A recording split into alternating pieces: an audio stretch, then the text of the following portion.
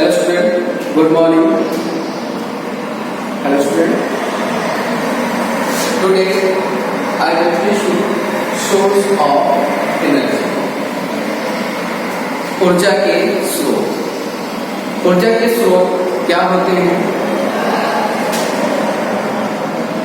इनसे कैसे ऊर्जा प्राप्त की जा सकती है, ऊर्जा किस रूप में प्राप्त होती है, इनके लक्षण क्या होते हैं और उपयोग क्या होते हैं, ये सारी चीजें जानने के लिए इस चैप्टर को हम पढ़ेंगे। और इस चैप्टर को पढ़ने से पहले हमें ऊर्जा के बारे में पता होना अति आवश्यक। सबसे पहले हमें ऊर्जा के बारे में पता होना चाहिए, ऊर्जा क्या होती है। तो मैं पहले आपको सबसे पहली हेडिंग ऊर्जा बताऊंगा। व्हाट इज ऊर्जा? एनर्जी। ऊर्जा किसी व्यक्ति, वस्तु या विशेष द्वारा, किसी व्यक्ति या वस्तु द्वारा कार्य करने की क्षमता को ऊर्जा कहते हैं। किसी व्यक्ति, वस्तु या विशेष द्वारा कार्य करने की जो क्षमता होती है उसे हम ऊर्जा कहते हैं। ऊर्जा के विभिन्न रूप होते हैं। ऊर्जा के विभिन्न रूप होते हैं। पहला स्थितिज ऊर्जा, दूसरा गतिज ऊर्जा, तीसरा ऊष्मीय ऊर्जा, चौथा विद्युत ऊर्जा, 5 नंबर है तापीय ऊर्जा, एंड 6 रासायनिक ऊर्जा, एक्सेट्रा। पवन ऊर्जा, जल ऊर्जा, काफी ऊर्जा होती है। बट अभी मेनली जो मेन है मैंने आपको बता दिया। फर्स्ट स्थितिज ऊर्जा, दूसरी गतिज ऊर्जा है, सेकेंड नेक्स्ट ऊष्मीय ऊर्जा, नेक्स्ट विद्युत ऊर्जा, नेक्स्ट नाभिक ऊर्जा। Now I will teach you energy. किसी व्यक्ति, वस्तु या विशेष द्वारा जो कार्य करने की क्षमता होती है, किसी व्यक्ति, वस्तु या विशेष द्वारा कार्य करने की जो क्षमता होगी उससे हम ऊर्जा कहते हैं। ऊर्जा को ई से जोड़ किया जाता है। ऊर्जा का जो मात्रक होता है, मात्रक, इसके परिमाण को मेजर करने के लिए वो हम जूल क्या कहते हैं, जूल। ऊर्जा कैसी राशि है? ऊर्जा हमारी एक अदिश राशि है। ऊर्जा हमारी कैसी है? अदिश राशि। नाउ एनर्जी किसी व्यक्ति, वस्तु द्वारा कार्य करने की क्षमता को ऊर्जा कहते हैं। इसे ई से डिनोट करते हैं। ऊर्जा के परिमाण को मेजर करने के लिए हम एक इकाई का उपयोग करते हैं जिसे मात्रक कहते हैं। वो मात्रक इसका जूल होता है। और अगर आपसे कोई पूछता है ऊर्जा कैसी राशि है, तो ऊर्जा एक अदिश राशि है। मैं आपको इससे पहले एक चीज और बताना चाहूंगा, ऊर्जा संरक्षण का नियम जो आपने लास्ट क्लास में पढ़ रखा है 5th में। मैं आपको बताऊंगा कि ऊर्जा संरक्षण का नियम क्या होता है। ऊर्जा संरक्षण का नियम, ऊर्जा को ना उत्पन्न कर सकते हैं ना ही नष्ट कर सकते हैं। The energy cannot be created and destroyed। अब मैं आपको बताऊंगा ऊर्जा को ना उत्पन्न कर सकते हैं ना ही नष्ट कर सकते हैं। इससे एक रूप से दूसरे रूप में बदला जा सकता है। स्थिति ऊर्जा को गति ऊर्जा में, गति ऊर्जा को स्थिति ऊर्जा में, गति ऊर्जा को हीट में, हीट को गति ऊर्जा में। जैसे भाप इंजन सुना होगा, भाप इंजन क्या होता है, उसमें हम हीट जनरेट करते हैं और हीट जनरेट करने से जो वो ट्रेन का इंजन होता था उसमें गति आती थी। तो वहां पे हीट एनर्जी किस पे कन्वर्ट हो रही है? गति में। जैसे अपने हैंड के दोनों पल्लों को हम आपस में रफ करते हैं, तो रफ करने में हम वर्क कर रहे हैं। ये वर्क किसमें कन्वर्ट हो रही है? हमारी जो पल्ल होती है बीच में हीट जनरेट होती है, तो जो वर्क होता है वो हीट में कन्वर्ट हो रहा होता है। तो हमारा जो वर्क है वो डिस्ट्रॉय नहीं हुआ, वो कन्वर्ट हो गया इसमें, हीट में। वैसे जैसे सपोज दैट एक फुटबॉल है, फील्ड में रखी है, जब वो रखी हुई तो पोटेंशियल एनर्जी है उसके पास। कैसी है? पोटेंशियल एनर्जी, क्योंकि वो अपनी स्थिति में रहने के लिए भी वर्क कर रही होगी। एक ब्लेड वर्क कर रहा होगा जो अपनी स्थिति में रहने के लिए वर्क करता है। वो जो वर्क करने की क्षमता होती है उसकी एनर्जी होती है, वो क्या कहलाएगी? उसकी स्थिति ऊर्जा। बट उसी फुटबॉल को मान लेते हैं यहाँ पर एक फुटबॉल है, इस फुटबॉल को अभी ये अपनी पोजीशन पे है, अपनी स्थिति में कोई चेंजमेंट नहीं कर रही है। जब वो नहीं कर रही है तो वो स्थिर ऊर्जा है, क्योंकि वो अपनी स्थिति में रहने के लिए भी कार्य कर रही होगी। इसी कार्य करने की क्षमता को ऊर्जा बोलेंगे। वो कौन सी ऊर्जा होगी? वर्क के अकॉर्डिंग स्थिर ऊर्जा। नाउ जब इसमें एक्सटर्नल फोर्स अप्लाई करते हैं, एक्सटर्नल फोर्स अप्लाई करने पर ही किसमें कन्वर्ट होती है? गति ऊर्जा में। तो हम बोल सकते हैं कि विदाउट फोर्स के एनर्जी कन्वर्ट नहीं होती, जो न्यूटन का फर्स्ट लॉ था। तो इस तरीके से देखा जाए तो बस एनर्जी कन्वर्ट हुई, स्थिति ऊर्जा से कहां पहुंच गई, गति ऊर्जा। नाउ मैं आपको एक चीज और बताऊंगा, जैसे अपने हाथ की दोनों हथेलियों को आप रखेंगे, जैसे रब करते हैं तो रब करने में क्या होता है, तो जैसे जैसे हम वर्क करते हैं तो हमारे वर्क करने से जो वर्क होता है वो हीट में जनरेट हो रहा होता है। जितना हम वर्क करते जाएंगे वो हीट में जनरेट होता जाएगा। इसी तरीके से मैं आपको बता सकता हूँ, ऊर्जा को ना उत्पन्न कर सकते हैं ना ही नष्ट कर सकते हैं। ऊर्जा को एक रूप से दूसरे रूप में बदला जा सकता है। फर्स्ट, ऊर्जा के विभिन्न रूप मैं आपको बता चुका हूँ। मेन आपको सोर्स ऑफ एनर्जी पढ़ने से ऊर्जा के स्रोत, किसके बेटा, ऊर्जा के स्रोत, ऊर्जा के स्रोत जो चैप्टर आप पढ़ रहे हैं, सबसे पहले आपको ऊर्जा कंफर्म होनी चाहिए, ऊर्जा क्या होती है। तो मैं आपको बताऊंगा, ऊर्जा किसी व्यक्ति, वस्तु या विशेष के द्वारा जो कार्य करने की क्षमता होती है उसे हम ऊर्जा कहते हैं। ऊर्जा का मात्रक जूल होता है, ये एक अदिश राशि है। ऊर्जा को जो संरक्षण दिया है उसका, ऊर्जा को ना उत्पन्न कर सकते हैं ना ही नष्ट कर सकते हैं, उसे एक रूप से दूसरे रूप में बदला जा सकता है। और इसके विभिन्न प्रकार होते हैं। पहला आप देख रहे हैं, मैं आपको बता चुका हूं, चलिए आप नोट कर सकते हैं।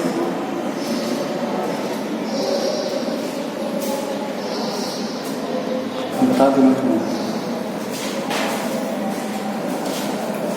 हेलो स्टूडेंट, जैसा कि मैं आपको पहले हेडिंग में बता चुका हूं कि आपको ऊर्जा क्या होती है, चैप्टर का मेन था ऊर्जा के स्रोत। सबसे पहले हमें ऊर्जा जानना था कि ऊर्जा क्या होता है, एनर्जी क्या होती है, मैं आपको उसके बारे में बता चुका हूँ। अब आते हैं ऊर्जा के स्रोत, मतलब ऊर्जा हमें कहां से प्राप्त होती है। ऊर्जा का स्रोत क्या है, जैसे एक मोटरसाइकिल होती है, जब उसको स्टार्ट करते हैं तो वो वर्क करती है, तो उससे एनर्जी मिलती है, एनर्जी ही वर्क में कन्वर्ट, लेकिन वो एनर्जी फ्यूल से मिल रही होती है। किससे मिल रही होती है, फ्यूल से। तो एनर्जी का सोर्स है वो फ्यूल हो गया, बट उस फ्यूल को हम कहां से लेकर आ रहे होते हैं, तो जैसे ही हम उसको लेकर आते हैं तो वो उस एनर्जी का क्या होता है, सोर्स होता है। जैसे टॉपिक पे आते हैं कि सोर्स ऑफ एनर्जी, ऊर्जा के स्रोत, वह स्रोत जिससे लंबे समय तक स्थिर दर पर पर्याप्त उपयोगी ऊर्जा प्रदान किया,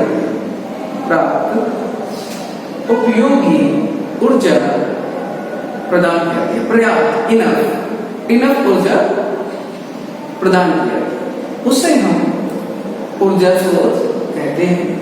वह स्रोत जिसमें लंबे समय तक स्थिर दर पर, वह स्रोत जिससे लंबे समय तक स्थिर दर पर पर्याप्त उपयोगी ऊर्जा प्रदान की जाती है, उसे हम ऊर्जा स्रोत कहते हैं। और इस स्रोत को अच्छा स्रोत कहा जाता है क्योंकि लंबे समय तक होता है, और जिस स्रोत से हमें ऊर्जा आसानी से, सुगमता से प्राप्त होती है, उस स्रोत को ऊर्जा का अच्छा स्रोत कहा जाता है। अगर आपसे कोई पूछता है ऊर्जा के अच्छे स्रोत को परिभाषित कीजिए, वह स्रोत जिससे आसानी व सुगमता से स्थिर दर द्वारा उपयोगी ऊर्जा प्रदान की जाती है, उस स्रोत को हम ऊर्जा का एक अच्छा गुड सोर्स ऑफ एनर्जी कहते हैं। टॉपिक पे आते हैं अपने सोर्स ऑफ एनर्जी, ऊर्जा के स्रोत, वह स्रोत जिसमें लंबे समय तक स्थिर दर पर पर्याप्त उपयोगी ऊर्जा प्रदान करने में सक्षम ना।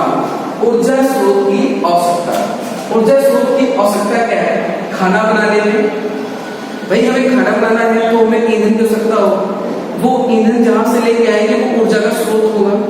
वैसे ही प्रकाश उत्पन्न करने के लिए हम लाइट की आवश्यकता होती है, वो क्या होती है, हमें लाइट एनर्जी होती है, इसलिए सोर्स होगा।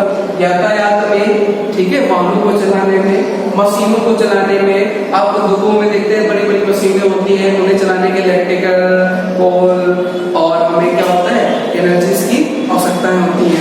फिर इसके बाद हमारे पास उद्योग और कृषि है। उद्योग और कृषि में कई कार्यों में हम मशीनों का यूज करते हैं, एनर्जीज का यूज करते हैं, विंड एनर्जी का भी यूज करते हैं, लाइट एनर्जी का भी यूज करते हैं। इस तरीके से ये हमारे ऊर्जा स्रोत की आवश्यकताएं हैं कि हमें इस ऊर्जा स्रोत की क्यों खोज की गई, उसे क्यों लाया गया कि यहाँ से हम एनर्जी को एब्जॉर्ब करेंगे और वो एनर्जी किसी न किसी फॉर्म में कन्वर्ट होकर हमारे यूज के लिए लाई जाएगी। बट सोर्स ऑफ एनर्जी, आपसे कोई पूछता है तो आप सिंपली बता सकते हैं कि सोर्स ऑफ एनर्जी मतलब ऊर्जा का स्रोत, वो स्रोत वह जिससे लंबे समय तक स्थिर दर पर पर्याप्त उपयोगी ऊर्जा प्रदान की जाती है, उससे ऊर्जा का स्रोत कहा जाता है। चलिए नोट कर लीजिए।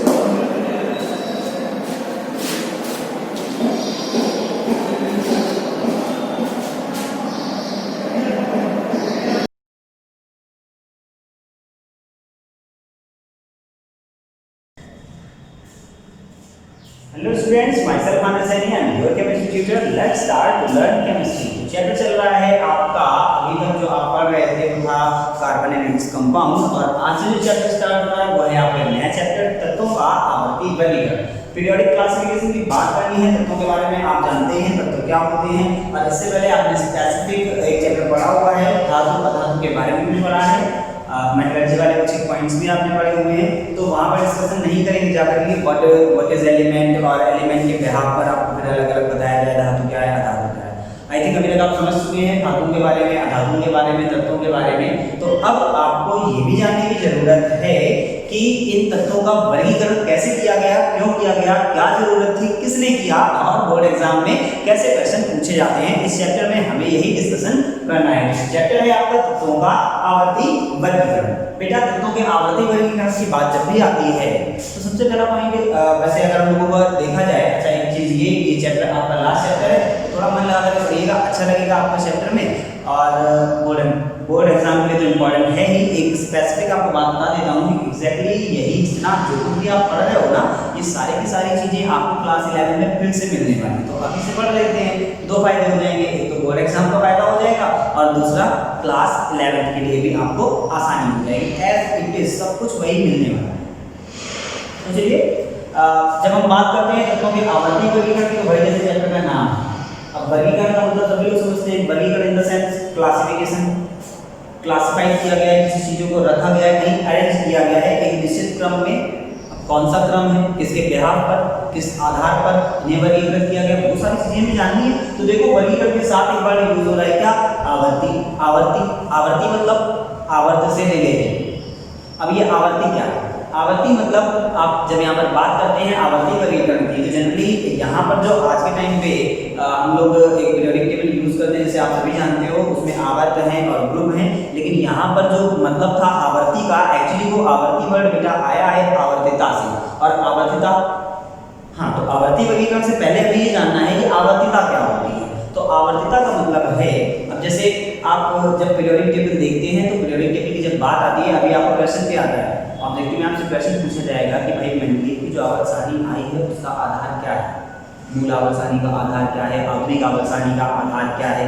तो ये सब चीजें जब आधार आती है तो आधार के लिए बताया जाएगा आपको, एक आवर्त सारणी जो मूल आवर्त सारणी है उसका आधार है परमाणु भार, तत्वों का परमाणु भार, और जो आधुनिक आवर्त सारणी है उसका आधार है परमाणु क्रमांक, तत्वों का परमाणु क्रमांक। तो चलिए दो आपका ऑब्जेक्टिव क्वेश्चन यहीं पर तैयार हो गया कि मेंडलीव की जो मूल आवर्त सारणी है उसका आधार किसे माना गया है, तत्वों के परमाणु भार को, और जो आधुनिक आवर्त सारणी है उसे किसे माना गया है, उसमें आधार माना गया किसको, तत्वों के परमाणु क्रमांक को। ठीक है, तो भाई अरे हम लोग अभी बात कर रहे थे आवर्ती वर्गीकरण की, और आवर्ती वर्गीकरण में आपकी बात पता चली कि आवर्ती इन द सेंस आवर्तिता से ये पढ़ रहा है ना, आवर्तिता। आवर्तिता क्या होती है, तो आवर्तिता की जब आपको बात करनी होती है तो आवर्तिता के लिए ये बताया जाता है कि एक निश्चित समयांतराल के बाद, एक निश्चित समयांतराल के बाद जो समान गुण वाले तत्व हैं वो फिर से रिपीट होने लगते हैं। अभी हम इसी सेंटेंस को एग्जांपल के थ्रू समझेंगे और भी बहुत सारी चीजें समझेंगे, लेकिन उससे पहले हमें जानने की जरूरत है कि सबसे पहले वर्गीकरण किसने किया। भाई ये जो वर्गीकरण की बात आ रही है, ये वर्गीकरण तो आवर्ती वर्गीकरण की अगर आप बात करते हो तो मेंडलीव के थ्रू आया, लेकिन उससे पहले तत्वों का वर्गीकरण किसने आवर्ती वर्गीकरण नहीं, तत्वों का वर्गीकरण किसने किया, सबसे पहले ये जानना जरूरी है। और फिर आपको सिलेबस के अकॉर्डिंग तत्वों का आवर्ती वर्गीकरण, आवर्ती कहाँ से आया, आवर्ती कहाँ से आया, ये बात मैंने आपको पॉइंट नोट किया हुआ है। बट इतना इतनी बात आप समझिएगा, मैंने आपको दो ऑब्जेक्टिव क्वेश्चन के लिए बता दिया है कि मूलावर्त सारणी का आधार तत्वों का परमाणु, आवर्ती सारणी का आधार तत्वों का परमाणु। आवर्ती कहाँ से आया है, वर्ग और आवर्त नहीं, कहाँ से आया है, आवर्ती का। गॉट ना। तो चलिए फिर बात करते हैं। तो सबसे पहले किसकी, तत्वों का आवर्ती वर्गीकरण नहीं, तत्वों का वर्गीकरण। तत्वों का वर्गीकरण किसने किया, सबसे पहले हम निशान की जरूरत होती है। जब यहाँ से किस तरीके से बात स्टार्ट होती है तो आपने बताया गया कि तत्वों को जो वर्गीकरण किया गया ना बेटा, सबसे पहले बर्जीलियस ने किया। किसने किया, सबसे पहले तत्वों का वर्गीकरण किया बर्जीलियस ने, साइंटिस्ट हैं बर्जीलियस। अगर आपको बाइवर्ड नहीं समझ में आना ना तो लिख कर दिखा दे रहा हूँ। तो सबसे पहले जो वर्गीकरण किया है किसने किया है, बर्जीलियस ने किया हुआ है। और उनके बिहार पर उन्होंने ये जो वर्गीकरण किया गया था केवल दो चीजों को लेकर के किया हुआ था। एक उन्होंने बोला धातु और उन्होंने दूसरा बोला था अधातु। अच्छा, दैट टाइम पर इतने एलिमेंट्स भी तो नहीं ज्ञात थे, जितने एलिमेंट्स ज्ञात थे उसी के बिहार पर उन्होंने तत्वों को अलग अलग बांट दिया, धातु अलग अधातु अलग। लेकिन सबसे पहले बताए आपको माइंड में कौन सा पॉइंट आना चाहिए, माइंड में ये पॉइंट आता है कि भाई वर्गीकरण की जरूरत क्या होती है, नहीं क्यों वर्गीकरण पढ़ रहे हैं हम। एग्जाम में पूछा जाएगा किस लिए भाई, अगर केवल एग्जाम में ही पूछा जाएगा वही आपको पढ़ना है तो कुछ एक सिलेक्टेड क्वेश्चंस होते हैं, सिलेक्टेड टॉपिक्स आते हैं, केवल उतना पढ़ लीजिए उतना रख लीजिए काम हो जाएगा। लेकिन नहीं, आपको जानना है समझना है, आपको साइंस पढ़ रहे हो ना, उसकी जरूरत क्या है और जरूरत के हिसाब से साइंस का हम यूज करते हैं। ठीक है, तो चलिए वहां से स्टार्ट कर रहे हैं कि सबसे पहले आपको क्वेश्चन आपके माइंड में ये आना चाहिए भैया वर्गीकरण क्यों किया, क्या जरूरत थी वर्गीकरण की। तो वर्गीकरण का बेटा बड़ा लॉजिकल अगर आपको पॉइंट बताऊं, सबसे सही बात जो थी वो ये थी कि देखो सबसे पहले जो वर्गीकरण किया गया था दैट टाइम पर तो कमी थी, लेकिन जैसे आज के परिप्रेक्ष्य में देखिएगा आप समझिएगा अभी की तक जो एलिमेंट्स ज्ञात हैं, कितने एलिमेंट ज्ञात हैं आपको पता है, नॉन एलिमेंट कितने हैं 118, कितने तत्व हैं 118, ठीक है ना। अच्छा 118 वाला जो तत्व है आपका, 117 वाला जो तत्व है उनमें से टोटल एलिमेंट्स नोन कितने हैं 118, लेकिन जो एलिमेंट नंबर 117 है ना 117 वाला वो तत्व नहीं ज्ञात है, लेकिन उसकी प्रॉपर्टी पता है। प्रॉपर्टी पता है कि ऐसा ऐसा एलिमेंट होगा, उसको नाम भी IUPAC के थ्रू दे दिया गया है कि ऐसे उसका नाम होगा, उसकी ये प्रॉपर्टी होगी। तो इन फ्यूचर वो भी मिल जाएगा, रिसर्च वगैरह तो चलती रहती है, तो वो एलिमेंट तो मिल ही जाना है। तो टोटल नॉन एलिमेंट्स कितने हैं 118, लेकिन 117 वाला ज्ञात नहीं, लेकिन उसको ज्ञात में इसलिए हम लोग रखते हैं क्योंकि उसकी प्रॉपर्टी पता है, IUPAC के थ्रू उसका नेम भी कर दिया गया है। तो टोटल नॉन एलिमेंट्स की बात करें तो नॉन एलिमेंट्स कितने हैं बेटा 118। हम लोग बात कर रहे हैं कि वर्गीकरण क्यों किया, तो टोटल नॉन एलिमेंट्स कितने हैं 118। अब आप समझिएगा जो भी एलिमेंट होता है उस एलिमेंट की खुद की एक पर्टिकुलर इंडिविजुअल प्रॉपर्टी होती है।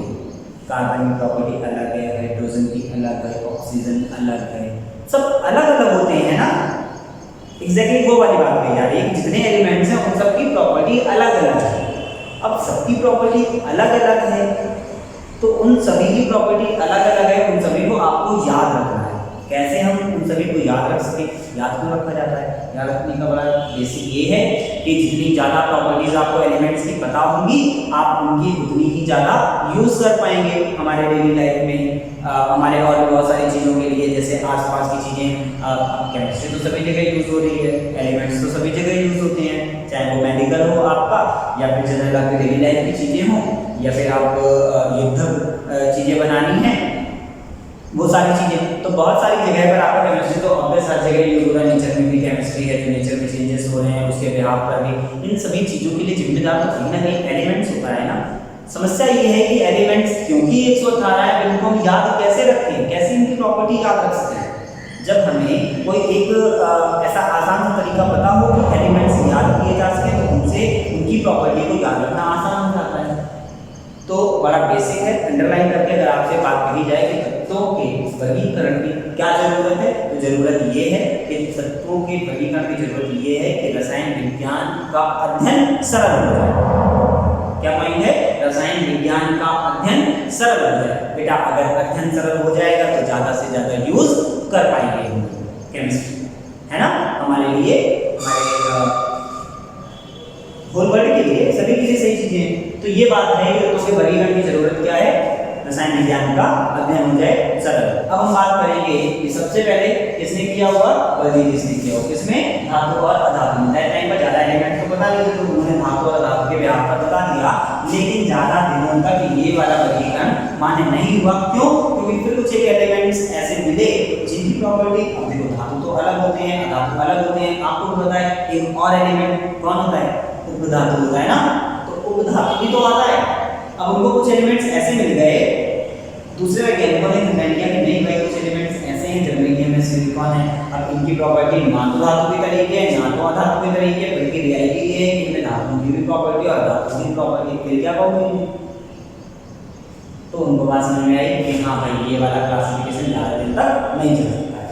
तो बर्जीलियस ने यहाँ से एक शुरुआत की, जो कि एक पॉइंट दे गए अपने आगे की जनरेशन के लिए। सभी को बताया कि अगर तत्वों का वर्गीकरण करने में आसानी हो गई तो साइंस की तरक्की हो सकती है, समाज की तरक्की होगी, देश की, संसार की तरक्की होगी, ह्यूमन की तरक्की होगी। इसलिए जरूरत थी वर्गीकरण की। अब हम लोग अपने टॉपिक में आ रहे हैं, तो एक आवर्ती वर्गीकरण की बात करेंगे। तो आवर्ती वर्गीकरण करने के लिए, अब जैसे क्राउच का तो मैंने नाम आपको बताया, क्राउच के अलावा और साइंटिस्ट जो आए, न्यूलैंड हैं, लॉथरमेयर हैं, क्राउच हैं, मेंडलीफ हैं, रॉन वर्नर बरी हैं, और आपके कई सारे ऐसे साइंटिस्ट आए। उन सभी लोगों ने अलग अलग तरीके से अपने व्यवहार पर वर्गीकरण किया। तो चलिए अब बोर्ड एग्जाम के हिसाब से हम स्टार्ट कर रहे हैं। स्टार्टिंग में सबसे पहले आपको जैसे एक पॉइंट ये आपका बड़ा जनरल पूछा गया है कि सबसे पहले तत्वों का वर्गीकरण किसने किया, मेंडलीफ ने? नहीं, सबसे पहले वर्गीकरण किसने किया, बर्जीलियस ने। ये क्वेश्चन आपसे पूछा जाता है, जैसे पॉलिटेक्निक वगैरह होते हैं तो उनके एग्जाम्स में आपसे ये क्वेश्चन भी पूछ लिया जाता है। तो बर्जीलियस ने किया सबसे पहले तत्वों का वर्गीकरण, ठीक है।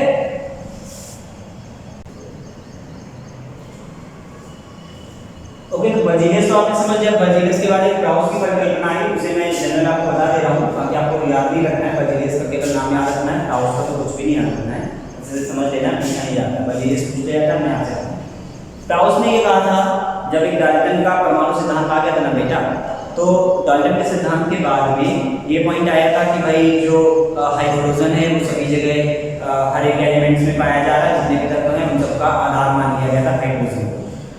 तो इसलिए क्राउच ने अपनी एक परिकल्पना दी थी हाइड्रोजन के व्यवहार पर, लेकिन उनकी भी ये परिकल्पना ज़्यादा दिनों तक मान्य नहीं हुई। क्यों? क्योंकि हाइड्रोजन के बाद जो आपको पॉइंट बताया गया कि तत्वों का अगर आधार माना जाए परमाणु भार को, तो वो हाइड्रोजन नहीं हो सकता है। तो अगले वर्गीकरण की बात कर रहे हैं। नेक्स्ट वर्गीकरण जो आपका आया उसमें आपको आधार मानकर बताया गया तत्वों के परमाणु भार को, और वो वाला आपसे पूछा भी जाता है जो आपके लिए इम्पोर्टेंट है। कौन सा है, चलिए नाम देखिए और समझने की कोशिश करेंगे। कई बार पूछा गया है, डोबेराइनर का ट्रायड्स रूल।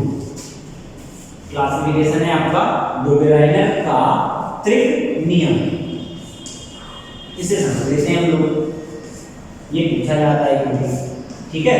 तो बेटा त्रिक मतलब ट्रायड्स, और ये क्या है, ये आपका एक समूह बनाया गया जिसे त्रिक कहा गया। समूह मतलब ग्रुप कहा गया, और इस ग्रुप की खास बात जो थी वो ये थी, अब हिंदी वाले हैं सभी लोग जानते हैं, त्रिक का मतलब क्या हो जाएगा, 3 हो जाएगा, है ना। क्या हो जाएगा त्रिक का मतलब से 3। तो ये जो आपको एक समूह बनाना है ना, इसमें आपको एलिमेंट रखने हैं कितने, 1 2 3। अब पॉइंट आप समझिएगा, पॉइंट बड़ा बेसिक है, कुछ भी नहीं है। डोबेराइनर ने ये कहा था कि तत्वों के बढ़ते हुए परमाणु भार, क्या बोल रहे हैं, पॉइंट समझिएगा, तत्वों के बढ़ते हुए परमाणु भार के क्रम में 3 एलिमेंट्स को रख करके उन्होंने ट्रायड्स बनाया। ट्रायड्स क्या है, ट्रायड या त्रिक क्या है, ट्रायड्स है आपका एक ऐसा समूह जिसमें 3 एलिमेंट्स रखे गए, केवल 3, एक ऐसा समूह जिनमें 3 तत्वों को रखा गया है बढ़ते हुए परमाणु भार के क्रम में। तब बात समझिएगा, तब उन्होंने कहा कि जो बीच वाला एलिमेंट है ना, उसका जो परमाणु भार होगा, उसका जो भी परमाणु भार होगा, वो परमाणु भार पहले और तीसरे के समांतर मान होगा, ठीक है। माध्य निकालना आपको आता है ना, पहले और तीसरे के परमाणु भार को आप योग करिएगा, योग करने के बाद में डिवाइड बाय 2 कर दीजिएगा, तो उसका आंसर आपको मिल जाता है। तो एग्जैक्टली इसके बराबर होगा, ये लगभग में बराबर होगा, पॉइंट कहा। चलिए फिर से समझ लेते हैं। डोबेराइनर ने क्या कहा? डोबेराइनर ने बोला, डोबेराइनर का त्रिक नियम ऐसे पूछा जाएगा आपसे क्वेश्चन कि डोबेराइनर का ट्रायड्स लॉ क्या है, डोबेराइनर का त्रिक नियम क्या है, तो आपने क्या करना है, आप बताएंगे कि डोबेराइनर के अनुसार जब तीन तत्वों को बढ़ते हुए परमाणु भार के क्रम में एक समूह में रखा जाता है, किसमें रख रहे हैं? समूह में। जब तीन तत्वों को बढ़ते हुए परमाणु भार के क्रम में एक समूह में रखते हैं तो बीच वाले तत्व का परमाणु भार पहले और तीसरे का माध्य होता है। समांतर माध्य बोलिए, माध्य बोलिएगा, पहले और तीसरे का क्या होता है? माध्य होता है। Got it? ये पॉइंट आपको समझ में आ रहा है ना? ये बात आपसे कही जा रही है। चलिए देखते हैं इसके लिए यहाँ पर कुछ एक एग्जांपल्स, तो आपको पॉइंट थोड़ा सा और इजी हो जाएगा, कुछ चीजें समझ में आएंगी। ओके, जैसे एलिमेंट्स हैं, अब परमाणु का 7 होता है, 23 होता है, 39। क्या कहा था उन्होंने? कहा था कि जो बीच वाला एलिमेंट है ना उसका परमाणु भार आपको निकालना है। तो हम लोगों को पता है उन्होंने पहले से, फिर भी देख लेते हैं Na का परमाणु भार। सोडियम का परमाणु भार क्या आएगा इनके अकॉर्डिंग? पहले और तीसरा Ni प्लस पोटेशियम, ठीक है, डिवाइडेड बाय 2। तो अब एलिमेंट नहीं रखना है, सीधे हम उनका परमाणु भार रखना है। 7 है 13, ओके, 7 प्लस 39 डिवाइडेड बाय 2, तो ये कितना आ जाएगा?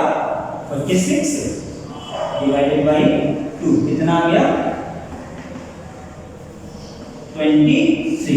तो ये आ गया 23। अब देखो होता कितना है सोडियम का? 23 होता है, ठीक है भाई। चलिए ये बात कीजिए,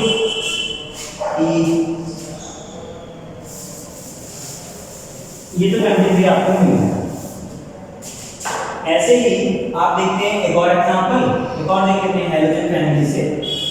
हाइड्रोजन फैमिली आपको बताओगे HCl Br होता है ना, तो वहां से ले लेते हैं Cl Br।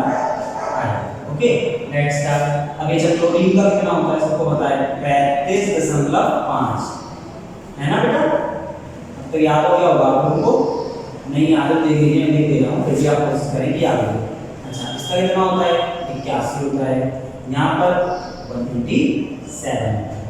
अब हमें क्या करना है?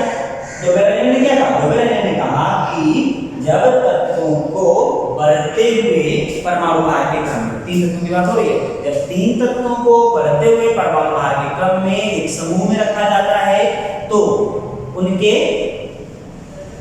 बीच वाले तत्व का परमाणु भार पहले और तीसरे का समांतर माध्य होता है, ठीक है ना? अब अच्छा एक चीज और है, पहले देख लेते हैं, स्टार्ट करते हैं। क्लोरीन का परमाणु भार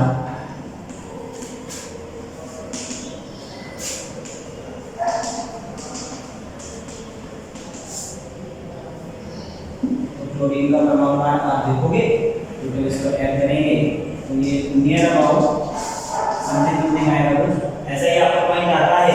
तो जब आप इसको देखेंगे तो ब्रोमीन का आपका 81 आया था और यहाँ पर जब आप देख रहे हो कितना आ रहा है 81.2 आ रहा है, नियर अबाउट सिमिलर है, लगभग बराबर नहीं पहुँच गया है। तो ये कोई इशू नहीं है, ऐसे और भी बहुत सारे ट्रायड्स बनाए गए लेकिन वो ट्रायड्स फेल हो गए, सबके साथ ये वाला फॉलो नहीं हुआ।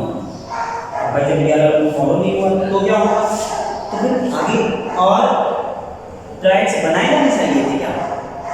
फिर कौन सा नया नियम आया, कौन से नियम के थ्रू कैसे एलिमेंट्स को याद रखवाना इजी हुआ, वो सारी चीजें हम लोग पढ़ेंगे अपने नेक्स्ट टॉपिक, उनके बारे में जनरल डिस्कशन करेंगे और नोट्स वगैरह आपको प्रोवाइड करते रहेंगे, लगातार मिलता रहेगा, आपको टॉपिक्स बनाते रहिएगा, उसमें आपको आपके मतलब की चीज़ें मिलेंगी। जैसे यहाँ जो वीडियो लेक्चर में आपको चीज़ें मिलती है ज़्यादा से ज़्यादा डिस्क्राइब कर दी जाएंगी, लेकिन एग्जाम के लिए आपको जो नोट्स प्रिपेयर करना होगा ना, केवल उतनी चीज़ें लिखें जो आपसे पूछी जाती है। Okay, thank you.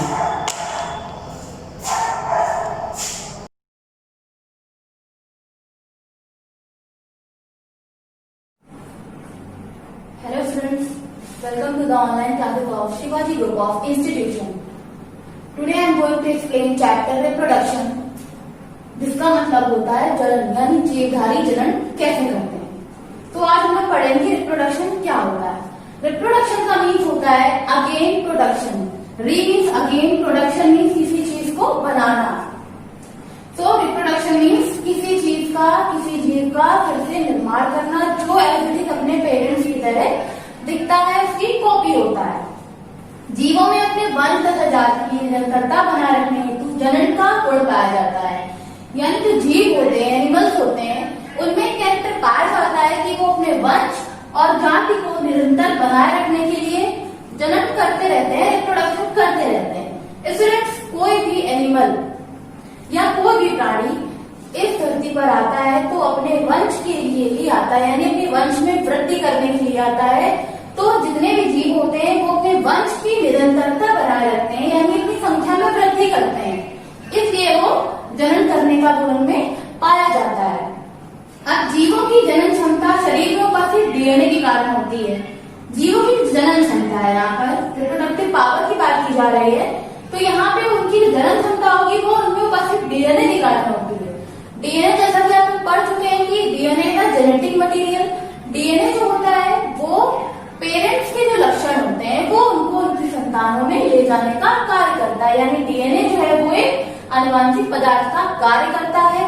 अब यहाँ पे जनन क्षमता की बात की जा रही है, तो डीएनए जो होगा वो हाफ होगा, हाफ मेल का हाफ फीमेल का होकर जो संतान होती है उसकी बॉडी में जाता है, जिसके कारण उनके जो लक्षण होते हैं पेरेंट्स के, माता और पिता दोनों के लक्षण उसकी संतान में आते हैं। तो ये क्या करता है, जनन क्षमता का एक कारण है जो कि डीएनए की प्रेजेंस के कारण होता है। अब बात करेंगे जनन के प्रकार, यानी टाइप्स ऑफ रिप्रोडक्शन। तो रिप्रोडक्शन क्या होगा, दो प्रकार का होता है, अलैंगिक जनन यानी एसेक्सुअल रिप्रोडक्शन और लैंगिक जनन यानी सेक्सुअल रिप्रोडक्शन। स्टूडेंट्स, अगर ए लगा है किसी भी चीज में तो यानी वहां पे बोल रहा है कि एब्सेंट है। अब एब्सेंट क्या है, वहां पे सेक्सुअल रिप्रोडक्शन, यानी यहाँ पे सेक्सुअल रिप्रोडक्शन नहीं पाया जाएगा, किसी भी प्रकार की किसी भी सेक्स का इन्वॉल्वमेंट नहीं होगा, ऐसे जनन को बोलते हैं अलैंगिक जनन।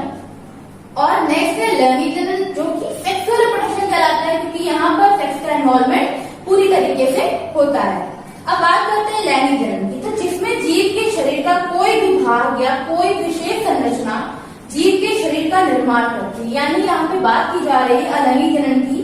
तो कहता है कि जीव के शरीर का कोई भी भाग, जैसे हम लोग प्लांट्स की बात करते हैं, तो उनके शरीर का कोई भी भाग, रूट, स्टेम, लीफ, वहां पर क्या करेगा, विशेष संरचना जो होगी वो एक नया प्लांट का फॉर्मेशन करेगा, यानी नया प्लांट बनाएगा, तो वो क्या हो जाएगा, अलैंगिक जनन। अब बात करते हैं लैंगिक जनन यानी सेक्सुअल रिप्रोडक्शन की। तो इसमें एक ही जाति के दो विपरीत लिंग, यानी यहाँ पे सेक्स की बात की जाए, जैसे मैंने पहले बोला था कि लैंगिक जनन यानी यहाँ पे सेक्स का इन्वॉल्वमेंट होगा। तो लैंगिक जनन की बात करेंगे तो यहाँ पे क्या होगा कि सेक्स का इन्वॉल्वमेंट होगा, यानी जो पेरेंट्स होंगे वो डिफरेंट सेक्स के होंगे, एक मेल होगा और एक फीमेल होगा, तो वो बनाएंगे अपना युग्मक। युग्मक होते हैं एक शुक्राणु एक अंडाणु, यानी मेल गैमेट जो होगा वो क्या करेगा, स्पर्म होता है उसका गैमेट, और फीमेल का ओवम यानी एग। वही क्या करेंगे, युग्मक का फॉर्मेशन करेंगे और उसकी सहायता से लैंगिक जनन जो। स्टूडेंट्स, अभी हम लोगों ने पढ़ रखा था लैंगिक जनन और अलैंगिक जनन। तो लैंगिक जनन क्या था, जहाँ पर सेक्स का इन्वॉल्वमेंट था, और अलैंगिक जनन या फिर एसेक्सुअल रिप्रोडक्शन जो था वहां पर किसी भी विशेष प्रकार की संरचना जो थी वो हेल्प कर रही थी एक नई बॉडी का फॉर्मेशन करने में। तो होता किस प्रकार का है, यानी विशेष संरचना कैसी होंगी या फिर वो मेथड क्या होंगे जिससे एसेक्सुअल रिप्रोडक्शन होता है। तो यहाँ पे बहुत सारे मेथड दे रखे हैं, जिनमें से पहला है विखंडन, यानी टूटना किसी चीज का। विखंडन जो है वो दो प्रकार का है, द्विविखंडन और बहुविखंडन। नेक्स्ट मेथड जो है वो है मुकुलन या फिर बडिंग। नेक्स्ट है पुनरुद्भवन या फिर रीजनरेशन। नेक्स्ट मेथड है बीजाणुजनन या फिर स्पोरुलेशन। नेक्स्ट है खंडन या फिर फ्रेगमेंटेशन। नेक्स्ट है कायिक जनन या फिर वेजिटेटिव रिप्रोडक्शन। तो ये मेथड जो है वो है एसेक्सुअल रिप्रोडक्शन, यानी इन किसी भी मेथड से एसेक्सुअल रिप्रोडक्शन हो सकता है। बट अगर हम लोग लैंगिक जनन यानी सेक्सुअल रिप्रोडक्शन की बात करें तो वहां पे इस प्रकार की कोई भी मेथड का इन्वॉल्वमेंट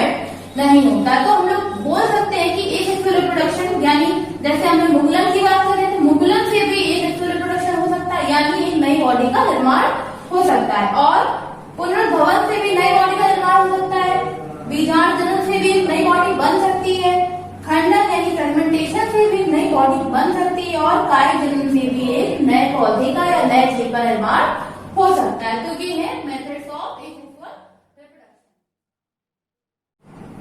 स्टूडेंट्स, अभी हम लोगों ने बात की थी विखंडन की, जो था एसेक्सुअल रिप्रोडक्शन का एक प्रकार या फिर विधि, जिसमें बताया गया था कि इस क्रिया में एक कोश की थी।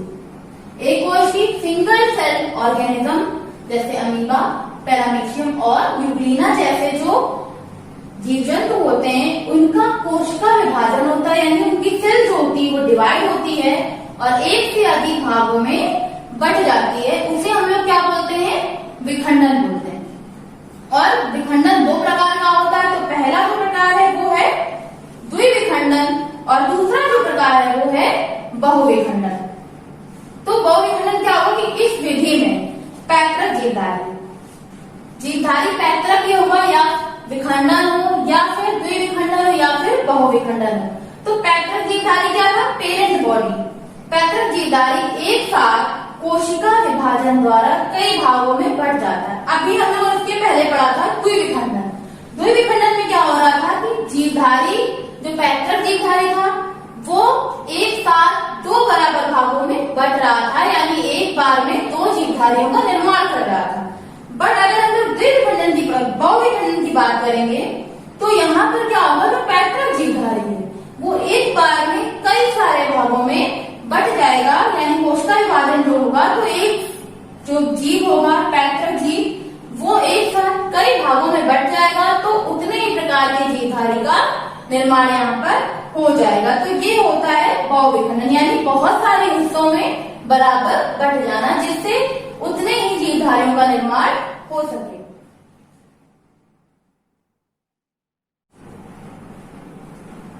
सो स्टूडेंट्स, इसके पहले हम लोगों ने पढ़ा विखंडन। विखंडन का मीन्स क्या था कि उसका जो पेरेंट था, पेरेंट सेल जो थी वो बराबर भागों में डिवाइड हो रही थी और कैसी थी? एक कोश की जीव था, जो कि अमीबा, पैरामीशियम, यूग्लिना कोई भी हो सकता है। तो विखंडन में हम लोगों ने पढ़ा कि पेरेंट बॉडी डिवाइड हो रही है, जिसमें विखंडन जो था वो दो प्रकार का था। एक था द्विविखंडन, एक था बहुविखंडन। द्विविखंडन की बात करें तो पेरेंट बॉडी जो थी वो सेल डिवीजन के बाद दो हिस्सों में बट रही थी, यानी जो पेरेंट था वो बराबर भागों में, जैसे हम लोग अमीबा की बात कर रहे थे, तो अमीबा है तो ये बराबर भागों में दो बार में डिवाइड हो जाएगा। तो इसको क्या बोल रहे थे? द्विविखंडन बोल रहे थे। अब उसके बाद हम लोग दूसरा टाइप पढ़ा बहुविखंडन। तो बहुविखंडन में क्या होगा? जैसे फिर से अमीबा हम लोग देख लेते हैं एक बार। तो अमीबा जैसे था, तो बहुविखंडन की बात करेंगे तो पेरेंट बॉडी एक साथ कई हिस्सों में डिवाइड हो जाएगी और इतने सारे ऑर्गेनिज्म का फॉर्मेशन हो जाएगा। तो ये था बहुविखंडन, जिससे पेरेंट बॉडी से बहुत सारे ऑर्गेनिज्म का फॉर्मेशन हो रहा था। नेक्स्ट मेथड था हम लोग का मुकुलन। मुकुलन या फिर बडिंग या फिर कलिका उत्पादन। कलियां होती हैं, उनसे क्या होगा? यहाँ पे रिप्रोडक्शन होगा। ये भी अलैंगिक जनन होता है और ये अलैंगिक जनन का एक मेथड है, जैसा कि हम लोग को पता है। इसमें क्या होगा? पैतृक जनक जो होंगे वो जीव के शरीर पर एक बाहर वृद्धि से एक छोटा सा उभार बना देते हैं। जैसे कोई लीफ है, हम लोगों ने लीफ ले ली, तो यहाँ पर क्या कह रहा है कि एक उभार बना देते हैं। एक मान लो ब्रायोफिलम लिया, ब्रायोफिलम जो होता है उसमें खूब सारी आउटग्रोथ हो जाती है, तो यहाँ पर निकलेंगी खूब सारी उसमें लीव्स जो बनाती है उभार। ऐसे खूब सारी लीव्स निकलती हैं और वो खूब सारी उभार बनाती है, जिससे क्या होगा? कुछ समय के बाद ये लीव्स एक नया प्लांट बनाकर से अलग हो जाएंगी। तो ऐसे होता है यहाँ पर मुकुलन। और जो ये बड बनती है इनको हम लोग मुकुल या फिर बड कहते हैं या फिर कलिका भी कहते हैं। तो ये जो हम लोग का मुकुलन, जिसमें पैतृक जनक जो होता है यानी पेरेंट बॉडी जो होती है वो जीव के शरीर पर एक वृद्धि करती है, एक आउटग्रोथ बनाती है और एक छोटा सा उभार वो बन जाता है, जिसे मुकुलन कहते हैं। तो ये हम लोग का मुकुलन। सो स्टूडेंट्स, जैसा कि हम लोगों ने पढ़ा विखंडन और मुकुलन। मुकुलन में क्या था कि एक कली का निर्माण हो रहा था या फिर एक आउटग्रोथ का फॉर्मेशन हो रहा था पेरेंट बॉडी में, और वो क्या बना रहा था, एक नई प्लांट बॉडी या फिर एनिमल बॉडी का फॉर्मेशन कर रही थी। तो अब हम लोग पढ़ेंगे पुनरुद्भवन या फिर रीजनरेशन। रीजनरेशन का मतलब होता है किसी भी चीज को फिर से जनरेट करना या फिर बनाना। री मीन्स होता है अगेन, तो यहाँ पे क्या होगा, पुनः उसका क्या होगा, रीजनरेशन। दोबारा से वो चीज बनेगी कैसे, कुछ जीवों में या पौधों में कोई भाग किसी कारण या से टूट जाता है। जैसे कोई प्लांट है, हम लोग प्लांट की बात करेंगे, अगर कोई भी प्लांट ले लेंगे, मान लीजिए कि इसकी एक कली टूट गई या फिर इसका फ्लावर जो है वो टूट जाए, कोई भी बॉडी इसकी अगर टूट जाती है तो वो क्या करेंगे, वो टुकड़े, जैसे ये फ्लावर अलग हो गया, जैसे मान लो ये लीफ अलग हो गई या फिर रूट को हम लोग यहाँ से अलग कर देंगे, तो ये जो टुकड़े बनेंगे, इसके जो पीस बनेंगे वो क्या होंगे, आपस में ग्रोथ करेंगे। जैसे अगर हम लोग एनिमल की बात करें तो हम लोगों ने देखी लिजार्ड यानी छिपकली, उसकी अगर पूंछ कट जाती है तो फिर वो क्या करेगा, रीजनरेट करती है अपनी बॉडी को, उसके जो टिश्यू होते हैं वो आपस में रीजनरेशन पावर को बढ़ाते हैं और वापस से एक नई तेल का फॉर्मेशन होता है।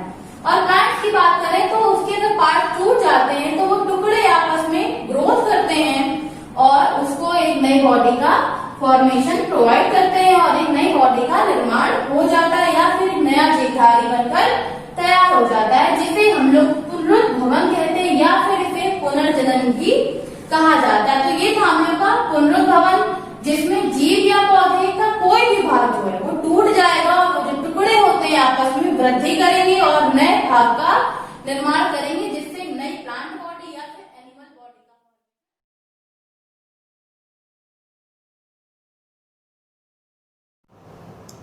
Good morning, students. Your literature part is completed, means to say that the chapters of reader and supplementary and poems, all the topics have been completed, and you have to secure your notes in your fair copy. As far as section B means grammar portion is concerned, you have devised the topic reordering, and next topic according to your board syllabus is conversion means परिवर्तन, transfer, एक दूसरे से change करना, है ना। Conversion means होता है convert करना, कन्वर्जन कन्वर्ट से बना है, कन्वर्ट मीन्स एक से दूसरे में परिवर्तित करना। What is the meaning of one sentence is going to be converted in second one? There are some kinds of sentences and you have to transfer the sentences from assertive into interrogative, assertive to negative, or assertive to exclamatory, etc. Okay. So first of all, you have to know the meaning of conversion. Okay, conversion means convert, change करना, transfer एक से दूसरे sentence में transfer करना. And in the topic there are three subtopic.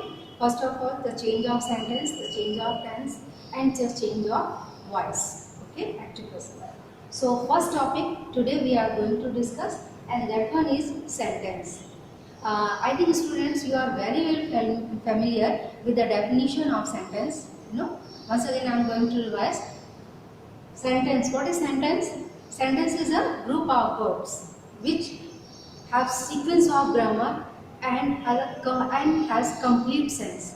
A group of words in grammatical sequence that has complete sense. Grammar का sequence भी होना चाहिए, क्रम भी होना चाहिए, एंड उसका पूर्ण भाव, कंप्लीट मीनिंग जो है वो एक्सप्रेस होनी चाहिए, व्यक्त होनी चाहिए. That one is sentence. As far as kinds of sentence is concerned, there are 5 types of sentence. First of all, assertive, that is divided in two groups, affirmative and negative. Affirmative and negative. Second one is interrogative. Interrogative is also divided in two parts. First of all, interrogative, which start with the helping verb. Okay, interrogative with the auxiliary verb or helping verb. Helping verb. Okay. And next one, question statement, that start with the WH word, just like who, what, why, whom, where, etc. And third one is imperative sentence, that start with the first form of the verb, have full stop in the end, and they express suggestion, command, negation, permission, possibility, etc. Okay. And next one is exclamatory sentence. Exclamatory sentence, they carry marks of exclamation in the end or after the exclamatory word. Next and last one is operative sentence. Operative sentence. Once again, revise your kinds of sentence. First of all, assertive sentence, they are simple statement and they have full stop in their end. They are divided in two parts, affirmative and negative. Affirmative sentence that accept the facts and negative which denies the facts. ठीक है, जो कथन को स्वीकार करते हैं, जिनके answer हाँ में ना में निकलते हैं, they are affirmative. And negative sentence not वाले, नेवर वाले, नो वाले सेंटेंस, जिनका नेगेटिव मीनिंग, नकारात्मक मीनिंग निकलता है. Okay, they also carry full stop in their end. Interrogative, they ask question. They are also divided in two parts, interrogative and question statement. Interrogative sentences, they start with the helping verb or auxiliary verb. Helping verb or auxiliary verb, they are under the category of be form, do form, have form and modal auxiliary verbs. Be form, you know, is am, are, was, were, and have form has, have, had. Okay, and do form do, does, did. Okay, and modal auxiliary verb, you know, should, would, can, may, might, ought to, etc. Question statement, they start with the WH word. Okay, WH, I already told you, what, why, where, whom, which और how many और how much, they भी question word ही होते हैं और उनसे start होने वाला statement भी क्वेश्चन होता है. Okay, interrogative and question statement, they carry question mark on the end of the sentence. जैसे इसमें फुल स्टॉप होता है और इन में जो है वो लास्ट में क्वेश्चन मार्क लगता है. इनका जो सीरियल होता है सब्जेक्ट और ऑब्जेक्ट का होता है और इनमें सबसे पहले आपका हेल्पिंग वर्ब आता है, फिर सब्जेक्ट होता है, फिर मेन वर्ब और फाइनली ऑब्जेक्ट या कॉम्प्लीमेंट होता है. उसके बाद क्वेश्चन मार्क. क्वेश्चन स्टेटमेंट में जो फर्स्ट प्लेस होती है वो क्वेश्चन वर्ड की होती है. After that there helping verb और auxiliary verb and subject and after that object or complement, and finally we put question mark in the end of the sentence. Okay, now imperative sentence, आदेशात्मक वाक्य. लेकिन केवल आदेश ही शामिल नहीं होते, they start with the first form of the main verb. Main verb की first form से start करते हैं and subject is always hidden in the sentence and they carry full stop in the end of the sentence and they express the suggestion, permission, advice, negation and advice, etc. ठीक है, आदेश, सुझाव, परामर्श, मतलब निषेध, मना करने वाले, डोंट वाले सेंटेंस, ये सारे सेंटेंस आपके इम्पेरेटिव कैटेगरी में आते हैं.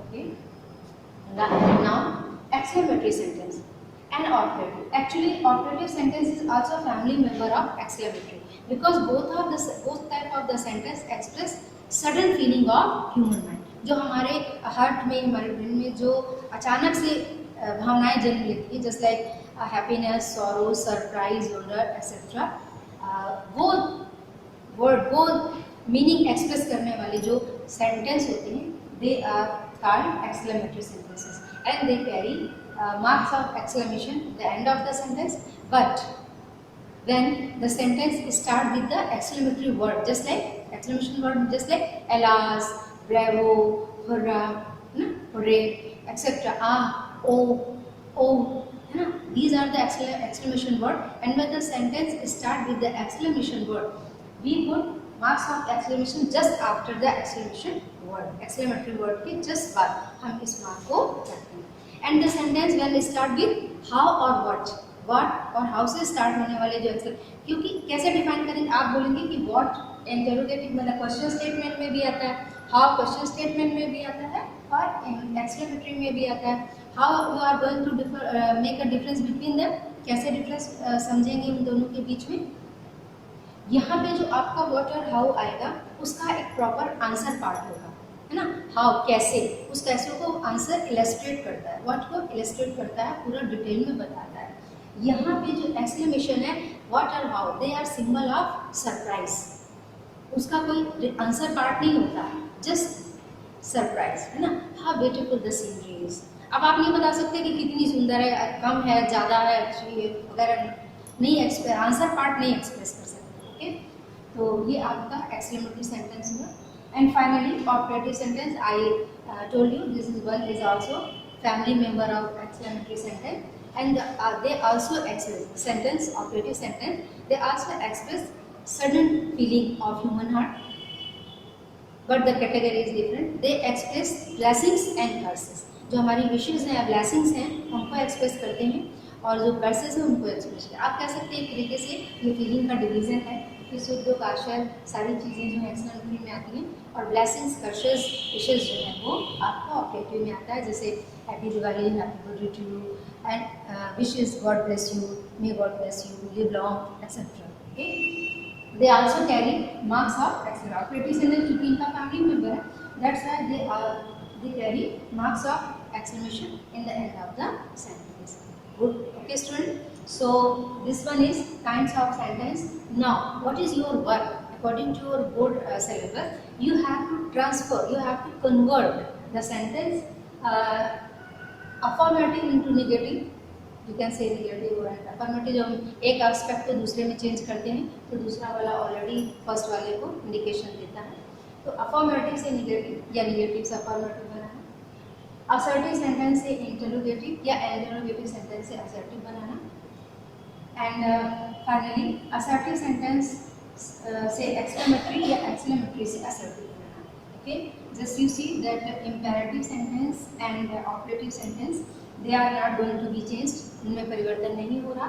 हमारे 3 स्टेप्स क्लियर हुए. कौन कौन से? पहले हम लोग सीखेंगे अफर्मेटिव से निगेटिव, उनका आपस में ट्रांसफर. सेकंड पार्ट में असर्टिव से इंटरोगेटिव से assertive, and finally from assertive into exclamatory and और एक्सक्लेमेटरी इनटू असर्टिव. तो 3 स्टेप हो गए. अभी हम लोग फर्स्ट स्टेप डिस्कस करते हैं, अफर्मेटिव सेंटेंस से निगेटिव बनाना. ओके,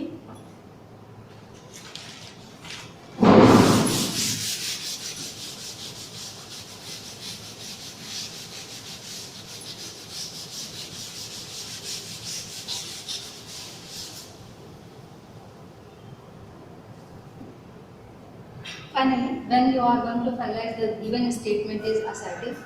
जब आप पहचान गए कि सेंटेंस असर्टिव है तो उसमें आपका अफर्मेटिव भी हो सकता है और नेगेटिव भी. बट अभी इन दोनों को आपस में ट्रांसफर करना सीखना है. Very simple. इसमें आपको 2 फैक्टर माइंड में रखने हैं. कौन से?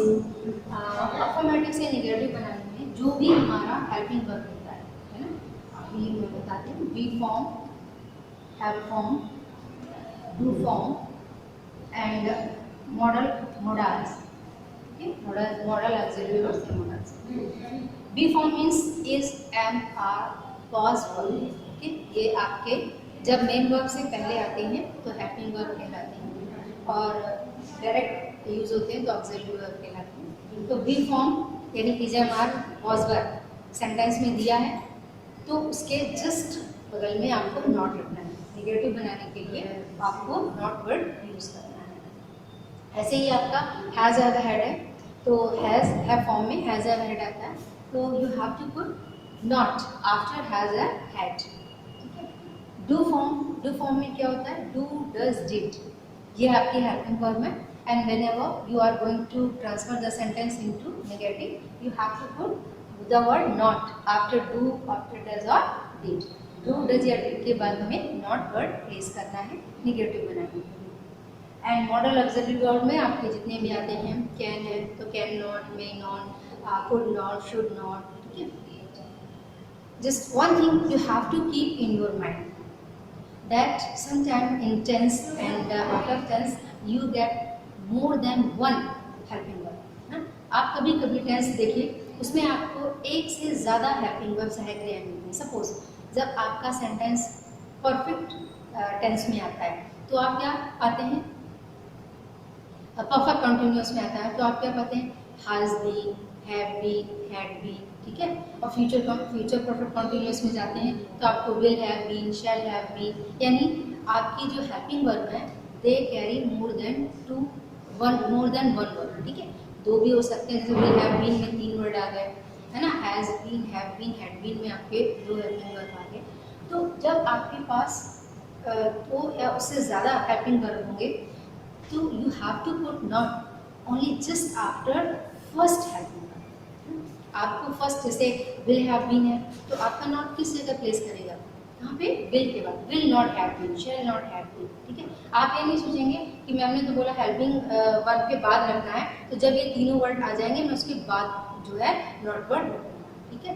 तो make it clear that you have to put not just after first helping verb। Okay, is am single दिया है तो कोई प्रॉब्लम नहीं है, डू डज सिंगल दिया है तो कोई प्रॉब्लम नहीं है, बट जहाँ पर आपको मोर देन 2 मिलते हैं, मोर देन 1 मिलता है तो you have to put not just after first helping. Okay, clear. And next important thing that sometimes there is no use of helping verb, ठीक है। डायरेक्ट आपके मेन वर्ब के बाद ही आपको नेगेटिव बनाना होता है, नेवर बनाना होता है। नॉट ये नेगेटिव आप कैसे बनाते हैं, नेवर से, जैसे नेवर वाले हैं सेंटेंस है, ठीक है। प्रेजेंट इंडेफिनिट सेंटेंस है, पास्ट इंडेफिनिट सेंटेंस है, इनमें हम कभी कभी जो हु वाले आ जाते हैं, हु वाले क्वेश्चन वर्ड हैं, है ना, इनमें हम डायरेक्ट आपका मेन वर्ब के बाद ही नॉट यूज कर देते हैं। तो इस तरह से इनमें अलग से आपको हेल्पिंग वर्ब रखने की ज़रूरत नहीं, ठीक है। जैसे हु डिड इट, ये किसने किया, ठीक है। तो हु, इसमें तो आपको हेल्पिंग वर्ब मिल रहा है, who did not do it, इसको किसने नहीं किया, who did not do it, ठीक है।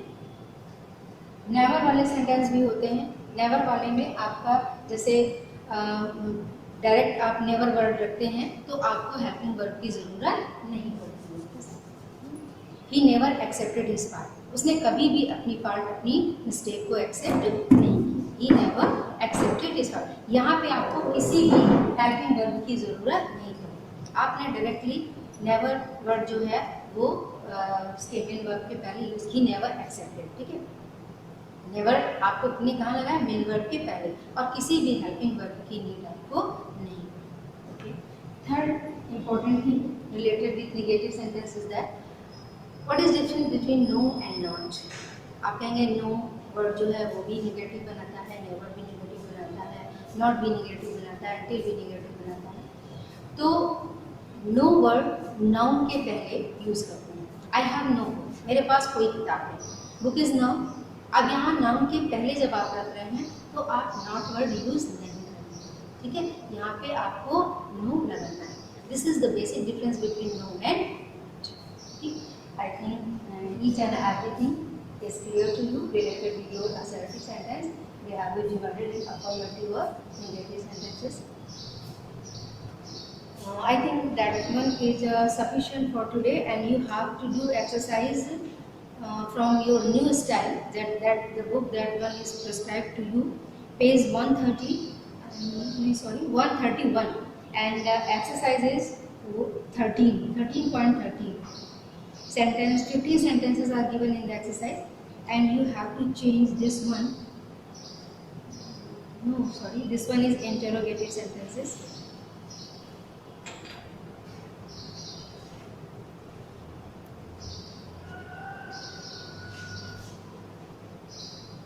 Yeah, on page 125, exercise 13 and 13.1 and 13.2. They are given for transfer the negative sentence. Okay, change the following sentences into negative. You have to do in your exercise copy, and in our next video I will tell answers and you have to tally them. Okay student, fine, that's enough for today. Okay, done.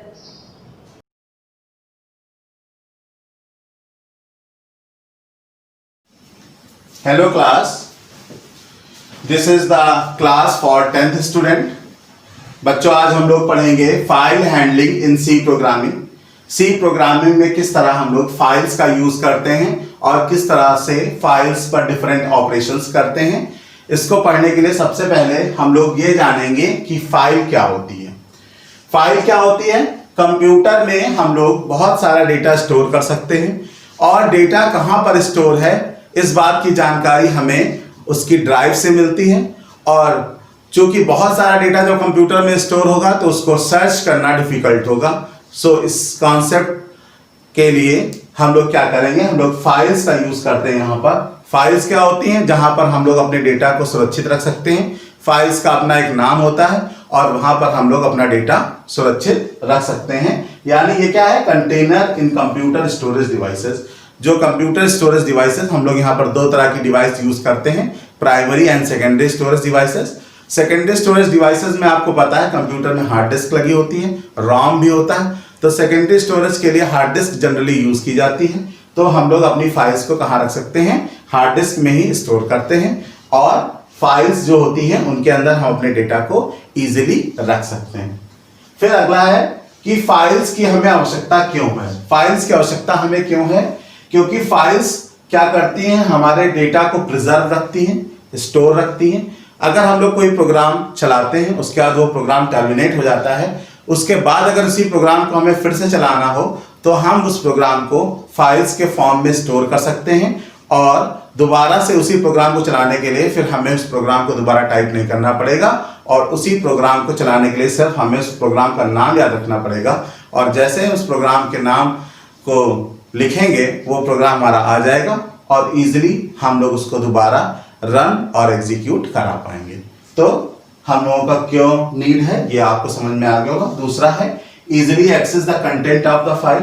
अगर हम लोग file के content को access करना चाहते हैं तो हमें बहुत देर सर्च करने की जरूरत नहीं पड़ेगी, क्योंकि हमें फाइल का नेम पता है, उसका एक्सटेंशन पता है। तो नेम और एक्सटेंशन की सहायता से हम लोग फाइल को इजीली सर्च कर सकते हैं और इजीली सर्च कर सकते हैं कंटेंट्स को जो फाइल के हैं। फिर लिखा है इजीली मूव योर डेटा। हम लोग अपने डेटा को क्या कर सकते हैं? एक कंप्यूटर से दूसरे कंप्यूटर पर भेज सकते हैं। जो डेटा है हमारा वो है इजीली मूव योर डेटा, मतलब हम लोग अपने डेटा को मूव करा सकते हैं एक कंप्यूटर से दूसरे कंप्यूटर पे। कैसे?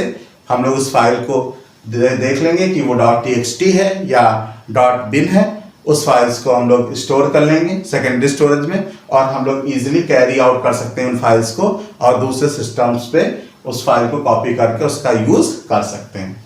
उसके बाद आता है टाइप्स ऑफ फाइल्स। फाइल्स कितने तरह की होती हैं? फाइल्स दो तरह की होती हैं। पहली जो टाइप है फाइल का वो है टेक्स्ट फाइल्स और जो दूसरी फाइल्स होती हैं उनको बोलते हैं हम लोग बाइनरी फाइल्स। टेक्स्ट फाइल्स जो होती हैं हम लोग नोटपैड और MS ऑफिस में वर्ड होता है उस पर हम लोग टाइप कर सकते हैं और वो हमारी टेक्स्ट फाइल्स जो होती हैं .txt उनका एक्सटेंशन होता है, हम लोग इजीली उनको स्टोर कर सकते हैं। उसके बाद हम लोग की होती है second files, binary files. Binary files क्या होती हैं?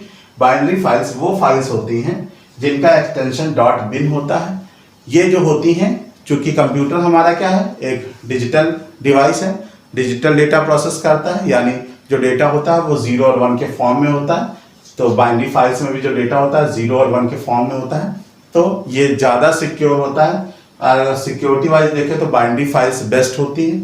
अगर हम लोग टेक्स्ट फाइल से कंपेयर करें तो बाइनरी फाइल्स में क्या होता है? डेटा 0 और 1 के फॉर्म में स्टोर होता है और यूजर आसानी से उस डेटा को मैनेज कर सकता है और इनका एक्सटेंशन .bin होता है। उसके बाद हम लोग देखेंगे कि फाइल हैंडलिंग करने के लिए हम लोगों को क्या क्या करना पड़ता है, फाइल पर कौन कौन से ऑपरेशन हम लोग कर सकते हैं। तो फाइल पर जो पहला ऑपरेशन है क्रिएटिंग अ न्यू फाइल। हम लोग अपनी कोई भी नई फाइल बना सकते हैं फाइल पॉइंटर की मदद से। फाइल पॉइंटर जो होता है वो उसकी सहायता से हम लोग एक फाइल को क्रिएट कर सकते हैं। अब हम लोग अपनी सी प्रोग्रामिंग की बात करें तो यहाँ पर जो क्रिएशन होता है फाइल्स का, न्यू फाइल्स का क्रिएशन होता है, वो हम लोग किसकी सहायता से करते हैं? फाइल पॉइंटर की सहायता से। उसके बाद लिखा है ओपनिंग द एग्जिस्टिंग फाइल। अगर कोई फाइल पहले से ही बनी है और उसको ओपन करना है तो हम लोग क्या करते हैं? हम लोग फाइल पॉइंटर लेते हैं fp = f open file name .txt और किस मोड में खोलना है हमें? Read mode, right mode, append mode. तो रीड के लिए R होता है, राइट के लिए W होता है और अपेंड के लिए A होता है। तो फाइल को किस मोड में खोलना है, इसके लिए बहुत सारे मोड्स होते हैं, डिफरेंट मोड्स होते हैं। उन मोड्स की सहायता से हम लोग फाइल को क्या कर सकते हैं? ओपन कर सकते हैं, रीड में भी, राइट में भी और अपेंड में भी। और भी बहुत सारे मोड होते हैं, जैसे R है, W है, A है और आपका R+ है, W+ है, A+ है। तो ये सारे जो मोड्स होते हैं, इन मोड्स में क्या होता है, हम लोग डिफरेंट मोड्स पे अपनी फाइल को ओपन कर सकते हैं यूजर की आवश्यकता अनुसार और उन पर वर्क कर सकते हैं। इसके बाद हम लोगों का अगला ऑपरेशन है क्लोजिंग अ फाइल। फाइल को क्लोज करना। अगर हमारा पूरा वर्क डन हो गया है, हमने उसमें रीड कर लिया है, जो राइट करना था वो कर दिया, जो चेंजेस लाने थे वो ले आए, उसके बाद हम लोग क्या करेंगे? फाइल को क्लोज करना होता है। तो यहाँ सिंटैक्स होता है fclose fp, इसका यूज कर सकते हैं या क्लोज का यूज कर सकते हैं। क्लोज से भी फाइल हमारी क्लोज हो जाती है। उसके बाद ये है read write information to a file. कैसे हम लोग रीड राइट करते हैं फाइल के अंदर? तो अगर हमें यहाँ पे मैसेज लिखना होता है, जनरली हम लोग मैसेज लिखने के लिए printf यूज करते थे नॉर्मल प्रोग्रामिंग में, लेकिन यहाँ पर file in the case of file handling we use fprintf। अगर हम लोग फाइल हैंडलिंग के केस में देखें तो हम लोग किसका यूज करेंगे? fprintf का यूज करेंगे। फिर सेकंड है fscanf। अगर कुछ भी वैल्यू इनपुट करानी है तो उसके लिए scanf होता था, लेकिन अगर फाइल में कोई भी वैल्यू इनपुट करानी है तो fscanf होगा। नेक्स्ट है fread। fread से क्या होगा? कुछ भी डेटा को रीड करना है तो जनरली हम लोग रीड यूज करते थे, यहाँ पर fread यूज होगा।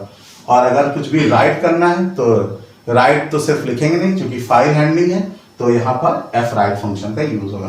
तो इस तरह से हम लोग क्या करते हैं, यहाँ पर डिफरेंट तरीके के फंक्शंस को यूज करके फाइल हैंडलिंग में जो डिफरेंट ऑपरेशन है उनको हम लोग परफॉर्म कर सकते हैं। ये हमारे कुछ मोड्स हैं। R का मतलब होता है रीड, RB अगर बाइनरी फाइल है तो RB लिखेंगे, RB का भी मतलब रीड है, लेकिन B का मतलब है यहाँ बाइनरी फाइल्स में हम लोग क्या कर रहे हैं? रीड कर रहे हैं।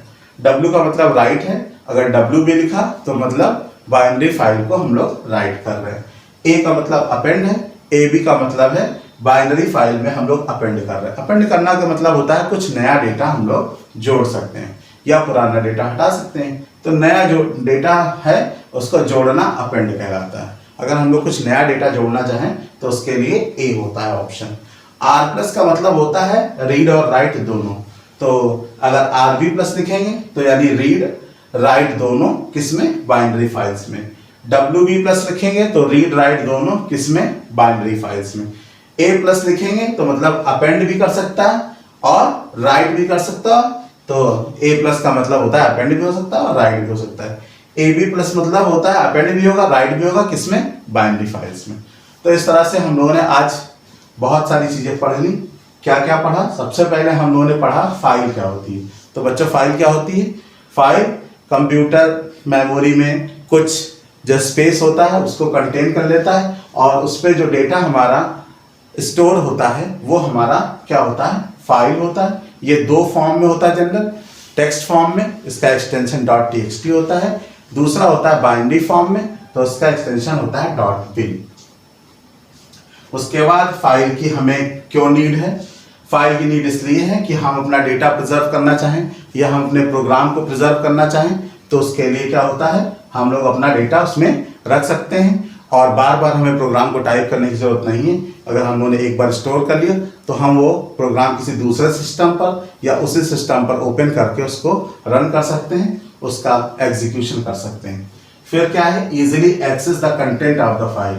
हम लोग किसी फाइल के कंटेंट को इजीली एक्सेस कर सकते हैं। और थर्ड क्या है? Easily move your data. हम लोग अपने डेटा को अगर मूव कराना चाहें एक कंप्यूटर से दूसरे कंप्यूटर पर तो हम लोग अपने डेटा को इजीली मूव कर सकते हैं एक कंप्यूटर से दूसरे कंप्यूटर पर। तो हम लोगों ने सीखा क्या? यहाँ पर हमें फाइल की नीड क्यों है?